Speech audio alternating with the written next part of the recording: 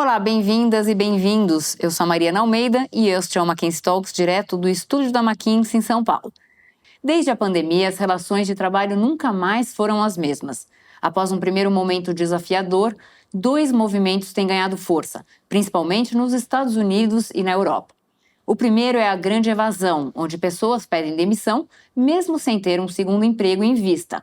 E quando a demissão não é uma opção, muitos decidem pelo segundo movimento, chamado de desistência silenciosa, ou quiet quitting, que está repercutindo principalmente entre os jovens e consiste em fazer apenas o mínimo necessário para manter a sua função. Mas será que faz sentido falar disso no Brasil, onde 65 milhões de pessoas estão fora da força de trabalho?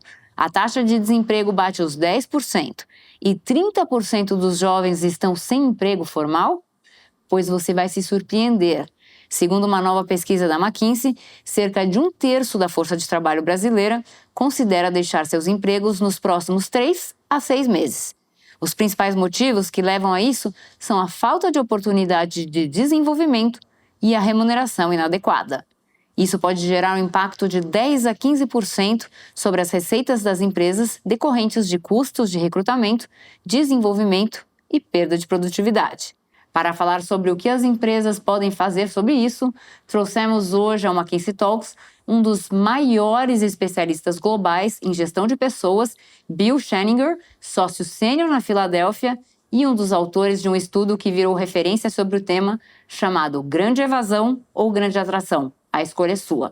Então, a nossa conversa hoje será em inglês. Welcome, Bill. It's a pleasure to have you here today. Well, thank you so much for having me. This is great. I'm really looking forward to it. Great. E para tangibilizar as tendências globais para as particularidades da realidade brasileira, temos aqui no estúdio também ao nosso lado a Fernanda Mayol, sócia da McKinsey no Rio de Janeiro, líder da prática de gestão de pessoas no Brasil e uma das responsáveis por conduzir o estudo aqui. Olá, Fernanda, bem-vinda. Também é muito bom ter você aqui hoje. Olá, Mariana. Obrigada pelo convite e olá a todos e a todas. Muito bem. So, let's get started. Bill, maybe a good starting point here for our conversation is, why is that happening now, both the great resignation and the quiet quitting? Well, I think what we're seeing now is maybe the result of what was happening perhaps the year and a half or year before the pandemic, then the bulk of the time in the pandemic, particularly during the period of shutdown, and now starting to come out of it, if you will. If you were to roll back the clock a little bit, we were writing about future of work with, we broke that into workforce and workplace, but the bulk of work was around, hey, what can be automated? What's going to go by the wayside? What's going to be taken away from humans? Where can we use robots? Where can we use, AI, automated processes? And that was advancing, but probably with a sense that maybe it was like 5 to 10 years out. And one of the most amazing things that happened when everything shut down with the pandemic was a dramatic acceleration, right? Where you saw things like fast food chains who maybe were going to spend 10 years to put kiosk in the front, do it in 10 weeks. So a massive acceleration of a trend that was already going on in the change of the work. But, and this is a big but, the workforce writ large, the global workforce, the vast majority of people still actually went to work. Or just think about the nature of jobs globally. There were people who had to go there, direct service provision, hands that needed to be put on equipment. But there was a significant, in the classic knowledge economy way, of people who worked remotely.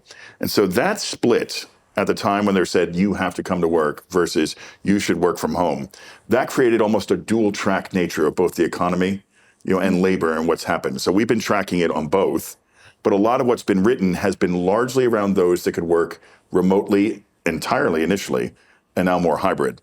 And I think if you were to look at the experience during this time, I think the people who kept on going to work at some point, we're kind of sick of hearing about the people who are working from home. It's like, oh, isn't it great? You get to work from your kitchen in your pajamas. So there was almost a dismissiveness of, people going to food facilities, people, going to, or even the medical provision sector, right? People who were providing direct care, worrying about if they were getting sick or they were bringing it home to their family. So there's almost a trauma related in some sectors of people who were still going to work, trying to figure out how factories could run and you weren't respecting social distancing because you couldn't. So that portion of the workforce, which is substantial, I'm not sure we've ever gone back and fully reconciled that experience for them. Now, the part that we end up talking the most about, let's say the knowledge economy, there we have a different set of issues. You have a group of people who didn't commute anymore. We're working from home, but then, and I'm looking at the two of you, and a lot of this impacted women significantly, because certainly in the Western world, the expectations of women as primary caregivers is still quite strong. So you were mom, you were partner, maybe you were a school teacher, maybe you were a caregiver to an elderly parent or relative, and oh, by the way, you were going to do your job. That layering, that stacking of the roles didn't allow for any code switching. You know, for many people, the commute was kind of like you took mom off or you took partner off and you put work on. And in the reverse, when people were first working from home, I mean, I think we were all surprised by how much we could get done. I'm not exactly sure we were taking into account at what cost.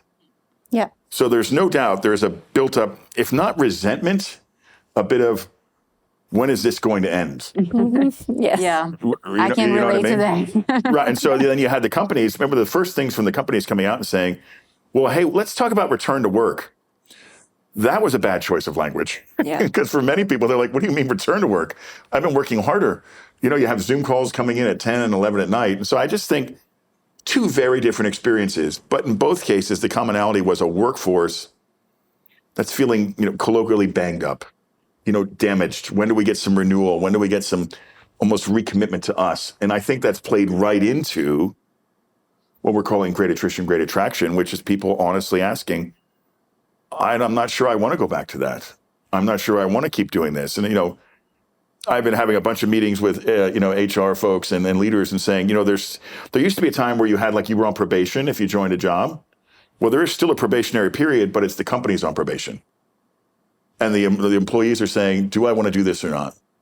And I think it's a real sense of agency, a real sense of real power in the relationship, not one way or the other, but they actually have power to say, does this work for me? So I think that's a new phenomenon.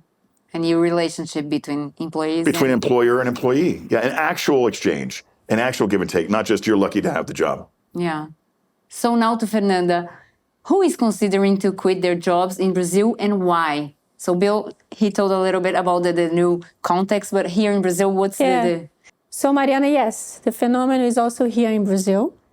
And what we are observing, or what the research shows to us, is that among those who have a full-time job, young people has 40% higher attrition levels, especially those in top management positions, where the attrition rate is up to 55% higher than the average. So yeah, this is the first group. Then another very interesting group that Bill was mentioning are the women. So women, Brazilian women have 40% lower attrition expectations than men. And when we look at this, we ask ourselves, is this something specific for Brazil?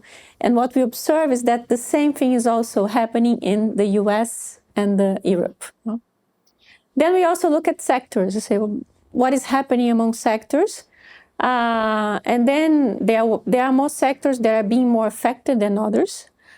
In Brazil specifically, education and professional service we saw now 35% of the people considering to leave their job in the next 3 to 6 months.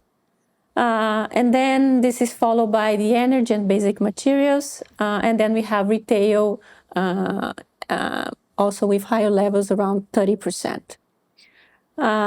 Then we ask ourselves why. Why is this happening? One possible explanation, as Bill was saying, education and retail are two sectors that were highly affected by the change in the work, the way that the pandemic affected higher those sectors. So this could be an explanation. We also think about the energy and basic materials. We need to consider that the ways of working for those sectors is also changing. And there are some additional questions about the nature of the work, the environmental impact, diversity and inclusion. So those are things that are inside of the mind of the workforce that are serving those sectors. And then, interesting, when we look at sectors that were like that are highly adopting technology, those are the sectors with attrition levels that are lower than the others, so around 23%. So this is a little bit of the panorama that we are seeing. Great, that's very interesting because these sectors, well, the technology sector, they are used to it before, so it wasn't an adaptation that big as the other sectors, right? Yes, we see that the tech companies, media, telecom, those sectors are the sectors that have people have lower intentions to leave their jobs. And education is very curious too because it was very hard for them, especially for schools and these activities, and teachers were most valued at this time. But exactly, the shift was huge, right? It's a toll. I think education, I think some of these have a lag. I mean, my partner happens to teach 8th grade English. And she, if you think about the abrupt move towards remote, then trying to do some hybrid, right? And then, realizing every day that not every kid was being brought along, that it was, there was, an inequity in access to the technology necessary and the bandwidth required to be able to use some of these programs. And just that the structure that school provided, like his, was missing. So, there was a real, I think, almost a pent-up discontent that this wasn't working. Then we reopened the schools, but now you've had kids who've been out of that structure for a year, and shocker, that first year incredibly difficult. Yeah, exactly. Right. And how much have we lost? And trying not to be negative and looking forward, and what can we do? The whole, I think, education, much like healthcare, probably took a bigger toll on the workforce than we thought. In the United States, I happen to be a trustee at a school called Moravian College, where I finished. We have open slots in our nursing program for the first time in decades. Right, and you see that across the board. People actually aren't signing up to be nurses. You saw a real flight of people who could retire. And I think we're seeing similarly in education. And I think part of that is that the last 2.5 years have been incredibly difficult, and we don't have an answer for how it's going to get better. Yeah. There's one of those real opportunities, I think, for employers to think, can we rethink the value proposition? Yes. Right? Fundamentally, it doesn't have to be more the same, right? Definitely. Yeah. And well, regarding Brazilian data, you mentioned some differences between here and in Europe, in the United States. Is there anything that you would like to highlight that was particular here in Brazil? I think the first interesting thing is that when we saw the global research, the first research that Bill was mentioning that was focused on the US and Europe, we asked ourselves, are we going to find this in Brazil? Because we have high unemployment rates, we are a developing country and all these things. And then, as you were mentioning in the beginning, yes, 1/3 of our workforce is planning to or consider to leave their jobs in the next 3 to 6 months. Right? But there's some difference. So in Brazil, this number is 30%. In the US and Europe, it's 40%. So we need to recognize that, yes, there is a difference. What we also observe is that career development and compensation are two factors that are equally important, and they respond for 50% of those that are considering to leave. So yes, it's important. In the US and Europe, compensation has lower importance than here in Brazil. But then when we do a zoom and look at the regions in Brazil, it's interesting because we see that the view on compensation changed by region. So if we look at the southeast of Brazil, compensation is not among the top three reasons to quit. And then while all of the other regions, this is the first reason. So compensation, of course, is something that is sensible to the context and to the income and to the stage of the development. And that's one of the main differences that we are observing. Great, interesting. And what is the best, Bill? What is the best and the worst things companies can do to deal with this issue right now? Well, for sure. I mean, one of the worst things you can do is act as if the previous 2 years didn't happen. In some cases, you have leaders, whether it's saying return to work or, okay, that's it, we're going to tell you the date and everyone's going to be back. It's as if what we've just gone through didn't occur. Mm-hmm. And okay, well, we're back in charge. I mean, and look, there's good reasons for this. I mean, everyone has experienced this in your own way, but in particular for leaders, many of them, their identity is tied up in that office. It's tied up in being able to come out of their own office, open the door, see a sea of cubicles filled with people doing work, and that's their team, their crew, their business. And that's what made them feel important and have status and stature. And it's been gone for 2 years. So while understandable that they have felt like they've lost something, they're missing something, okay, part of the burden of leadership is understanding your own stuff and then checking it and acknowledging that your role for the people that you lead is to understand where they're at. And for many of these people, it's been unkind. It's been difficult. And so I think one of the first things we learned was when we asked people, why would you quit and why would you stay? And then we asked bosses the same question.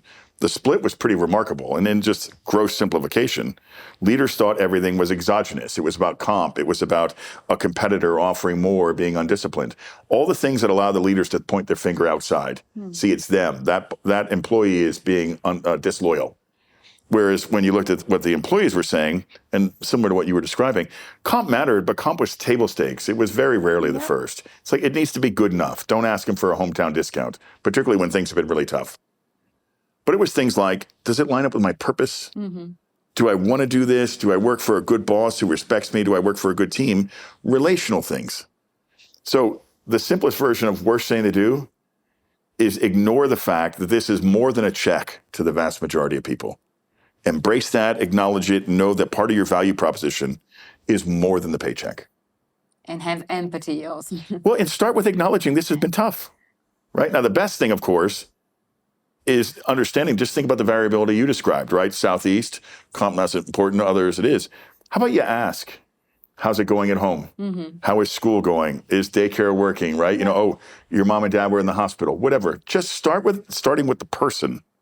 And if you just ask and assume that you don't know, you have a dramatically higher likelihood, right, of hitting it on the mark and not missing. So, Fernanda, how well equipped are the Brazilian organizations to deal with all this that we were talking about? Good question, Mariana. First, we need to recognize the challenge. So half of the Brazilian companies consider that they don't have the right talent to deliver their strategy in the next 5 years. The good news is that today the CHRO is at least twice more influential than 4 years ago, which is very good.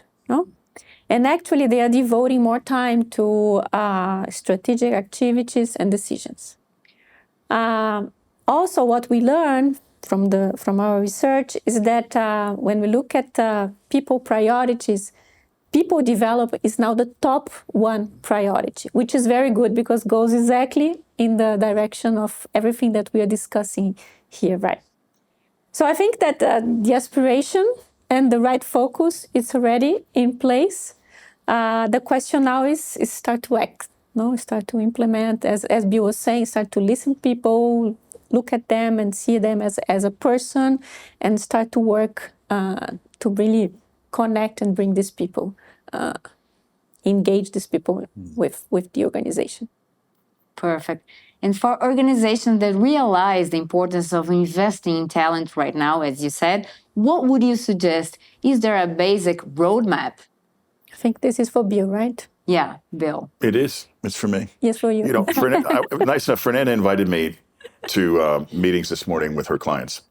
And almost verbatim was the statement from the CHRO, we don't have what we need. Now, you could immediately go, okay, well, let's talk about sourcing and do strategic workforce planning and figure out the numbers. I think a more thoughtful response might be maybe just hit pause for a second and say, well, let's ask ourselves, have we fundamentally changed? Is the work that we're doing really different, right? Is that going to change going forward? Are the skills that we need really different? They may or may not be, right? But at least once you know what the skills are, then you can ask yourself, what do my employees actually know how to do? One of the most remarkable things we discovered during this was many organizations collect job titles. They don't actually know the skills that sit within the workforce.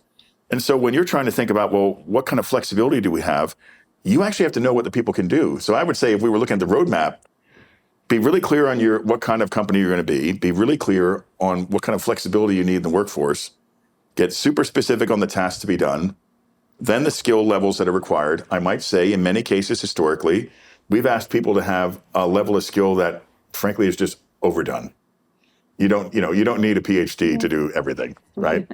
You don't need 7 years of experience when 7 months might get it done, that sort of stuff. But then we get into some brass tack things like, do the employees understand what their futures might look like? Do we have a clear way for them to see transparently how they can develop? And it's not always just getting promoted. Sometimes it's going sideways, getting different experiences. Are we really thoughtful about the culture that we want now that we're coming back together? Hybrid, while it gives you flexibility, strains a culture. It is harder to onboard people and create common language, common meaning, common behaviors and rites and rituals. And so it's more purposeful to develop that. So are we prepared to do it? I think we have to go out of our way to say, are the people we have in leadership roles fit for purpose? If we've learned anything about whether it's people raising their hand and saying, I'm anxious, I'm depressed, I'm burned out, if you scratch even a little bit, sometimes it means you're harboring toxic leaders who create toxic workplaces. Now, again, if it's a line in the sand moment, you say, okay, well, maybe we need to clean some of that up. So if you think about the things that the employees have told us in Great Attrition and Great Attraction, the work I'm doing has to line up with my purpose. I want to work for a boss that respects me. I want to work for a team that encourages and looks after me. I want to see that I have a career with mobility and development, not just promotion. Comp needs to be good enough that I can live life, but not unrealistic, right? That sort of stuff, the package of that, use this as an opportunity to almost reboot what we were talking about this morning with the clients, which is, can you reset the employee value proposition? Right, with this guy where it's much more of a give and take, a real relationship, an economic exchange, a social exchange, a relational exchange, and accept that all that's there. Now, I think the ones that get it right are absolutely really going to take advantage of the ones that are getting it wrong, because flow of talent, particularly in a hybrid environment, much easier. Okay, so unfortunately, we are reaching the end of our session. So as a final piece of advice, what is the main role of organization leaders here? I think, Mariana, organizations and leaders have a unique opportunity to turn, as Bill was saying, the attrition into attraction. So yes, it's a challenge, but also can be a big opportunity. But it's very important to recognize that the work and the workforce is really changing. We are in front of a big transformation. And therefore, the organizations and the leaders, they also need to transform. They also need to change themselves. So I think that's my main message. And then I will take advantage that you asked this, because we will do the next McKinsey Talks will be exactly about this, how the leaders can help with this big change. So the next one, we're gonna learn more about this. Yeah, exactly, with Mike Carson. With Mike Carson and Hami. Yeah. Sure. So, Bill? Yeah, I would just say this doesn't have to be a fait accompli. You do have choice. You pick the leaders. I would say it's important to remember that most employees are leaving a boss, not a company. And so I think it's really important to remember that everyone that you entrust to wear the badge and lead people on your behalf, that you can reasonably believe they're living up to it, right? Because of the two capitals, financial and human capital is way scarcer than financial capital right now. No one has a hard time finding money. They have a hard time finding people. Treat it as the scarce resource that it is. Yeah, that's a great final message. Thank you very much. Thank you. Well, it was great having you here. Thank you, Bill. Thank you, Fernanda. And I hope you come back soon. Okay. I sure will. Yes. Thank you. Thank you. Muito obrigada também a você que nos acompanha em vídeo ou em podcast. Para entrar em contato com os nossos especialistas, nosso e-mail é mckinsey-talks@mckinsey.com. Você também pode nos enviar perguntas. Participe! E a agenda completa do McKinsey Talks está no mckinseytalks.com. Lá você também pode conferir este episódio e os anteriores em vídeo ou em podcast. É isso aí, muito obrigada e até a próxima!